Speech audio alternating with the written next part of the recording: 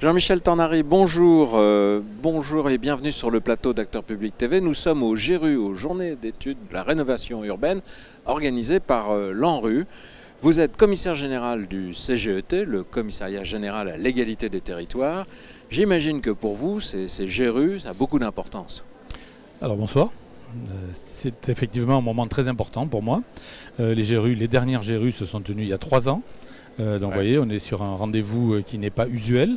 Et ce rendez-vous de tous les acteurs de la rénovation urbaine, des acteurs aussi bien de la rénovation des bâtiments que de la vie dans les quartiers, cette réunion... De la gestion aussi. De la gestion. Cette réunion est un moment extrêmement important dans la relation que l'État et les services de l'État entretiennent avec la ville, avec les quartiers en politique de la ville. Finalement, ici, vous retrouvez tous les acteurs qui vont pouvoir vous aider à mettre en œuvre cette fameuse politique d'égalité des territoires. Ici, je retrouve mes partenaires. Ouais. Je retrouve les partenaires que je finance sur des actions de rénovation urbaine. L'ANRU est sous la tutelle du CGET. Et je retrouve évidemment les associations, les délégués des préfets qui font la vie des quartiers, qui assurent l'animation et qui assurent d'une certaine manière la cohésion des territoires. Qui sont les délégués, qui sont les représentants de l'ANRU d'ailleurs qui sont les représentants de l'ANRU dans les quartiers. Dans les quartiers. Voilà. Alors, vous l'avez entendu comme moi, on a entendu le nouveau ministre, le secrétaire d'État à la cohésion des territoires, Julien Denormandie. On lui a posé la question du financement. Il a confirmé ce qui avait été dit pendant la campagne, c'est que le gouvernement a accepté le doublement des crédits. Il a prétexté, mais il a raison, qu'on était dans la période de discussion budgétaire et qu'il ne pouvait pas s'engager plus que cela. Ils attendent encore des arbitrages. Mais il a surtout parlé, et c'était je crois quelque chose qui a dû retenir votre attention, de mixité sociale dans les quartiers.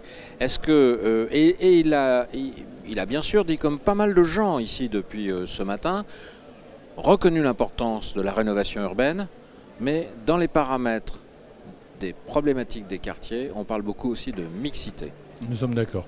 Alors, ce qu'a fait le secrétaire d'État a confirmé effectivement ce qui avait été dit dans le cadre de la campagne électorale, à savoir que l'ANRU devait bénéficier de crédits doublés.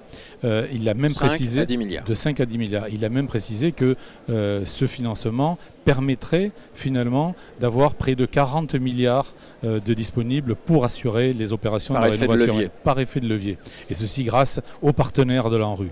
Et le président Pupponi a indiqué que effectivement ce doublement et cet effet de levier permettrait de faire, a-t-il dit, un beau programme de rénovation urbaine. Et évidemment, je m'associe totalement à cette assertion donc, du président Pupponi, confirmée par le secrétaire d'État. Et sur la problématique de la mixité. S'agissant de la mixité, c'est un sujet qui a été abordé aussi par la maire de Rennes, par la maire de Rennes, par François Pupponi, et qui a été traité dans le cadre de la loi égalité-citoyenneté en tout début d'année. On a vu aussi les limites de la mise en œuvre de cette loi. Avec les limites précédentes et qu'on a voulu justement dépasser dans le cadre de cette loi.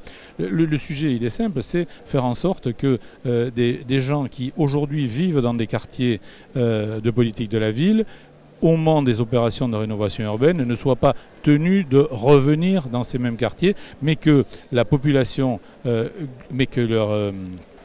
pour cela, il faut les conditions de logement, les accueillir. Que les conditions de logement qui pourront leur être proposées ne soient pas limitées à ces quartiers, mais au contraire soient examinées, étendues à l'ensemble de la ville, voire à l'ensemble de l'agglomération. Et je crois que c'est ça la clé qui était voulue dans le cadre de la loi Lamy, c'est réfléchir au devenir des quartiers politiques de la ville dans un cadre plus large, dans le cadre des agglomérations et non plus des communes, pour traiter les questions de logement, pour traiter les questions d'emploi, pour traiter les questions de dynamisme économique, par exemple. Alors pour parler d'économie, on a vu le secrétaire d'État évoquer, au sujet de cette mixité, des problèmes de mobilité et d'emploi.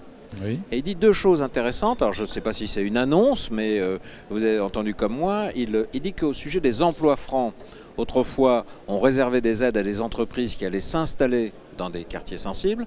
Aujourd'hui, on pourrait offrir ce type d'aide à des entreprises hors ces quartiers qui emploieraient des gens habitant dans ces quartiers. C'est-à-dire que les habitants de ces quartiers seraient porteurs, eux, d'un avantage. Voilà, c'est la portabilité d'un avantage. Des avantages fiscaux. Voilà, d'un avantage fiscal, des avantages social, financiers. Voilà, hein. Oui.